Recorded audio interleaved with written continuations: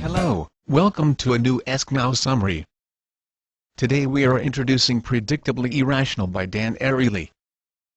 Dan Ariely has conducted experiments to refute the current idea that we behave rationally and explains how expectations, social patterns and other invisible and illogical forces govern us. Not only do we make many mistakes every day, but we always commit the same ones. Are we rational or irrational? We all trust in human rationality and we are confident that we are able to take the right decisions. However, this book deals with irrationality. Understanding irrationality is important to understand how we design our environment and how we take our decisions. In addition, we must recognize we are not only irrational but predictably irrational. That our irrationality is repetitive. Irrational behavior does not occur at random. It is systematic. This irrationality has implications in daily life, business and in public policies. We will see here 3 examples from the book: The Power of What is Free, Postponement and the Power of Expectations. Free. No doubt we feel very well when we get something for free. Zero cost is an emotional button, a source of irrational excitement. Have you been waiting long in line to get a free ice cream? Have you ever bought a product or two, only to obtain the third free? Why are we interested in what is free, even if what we get is something we don't want? When we get something for free we are oblivious of the negative side. Why? Simply because we are afraid to lose. The difference between the discount and zero cost is much bigger than what we might assume. An anecdote of the author: a few years ago I needed a big car for the whole family. I was about to buy the appropriate car when I came across a bargain of a vehicle that was not the one I wanted, but that was accompanied by 3 years of free oil change. I bought it. After some time I realized this was not the appropriate car, and that I had only saved $150. If the agency had offered a $2,000 rebate I wouldn't have bought it. Postponement. We pledge ourselves dieting, saving money, exercising. But when we plan to exercise, something moves us to find a reason for watching television the whole day.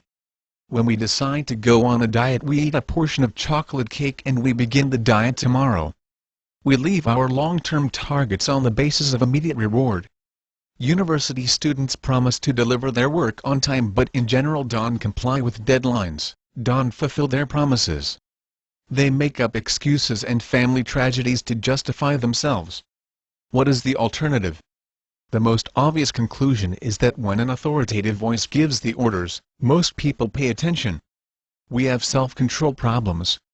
The power of expectations. Expectations influence all aspects of our lives. When we invite someone to see a movie, we increase their enthusiasm by saying the film enjoys good criticism. This is what marketing is about. To give information so that someone anticipates real pleasure.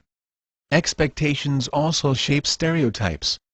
A stereotype, finally, is a way of categorizing information, looking for predictive experiences.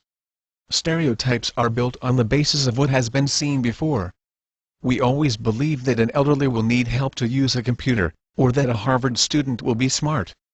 Expectations allow us to give meaning to a conversation in a noisy room despite the fact that words get lost and read text messages in our cellular even when some words are mixed up. It is not impossible to get rid of our preconceptions and previous knowledge. If we can understand that we are caught up in our perspective, which partially prevents us from seeing the truth, we can accept the idea that conflicts usually require a third party that is not tinged with our expectations. Conclusions. It is difficult to draw conclusions. We usually believe we are sitting in the driver's seat, that we control the decisions we make and the direction we give to our lives. However, we make mistakes systematically and predictably. But once we make incorrect decisions we can try to stay alert, forcing ourselves to think differently about our decisions. We have introduced the main concepts of the book. To help you strengthen your learning, a practice drill will be available. You will also find a PDF file where the introduced concepts are expanded, and an application tool that will help you transfer them to the assignment, as well as the class on iPod video and MP3 carry-along format. Thank you for your attention and we hope to have you in our next summary.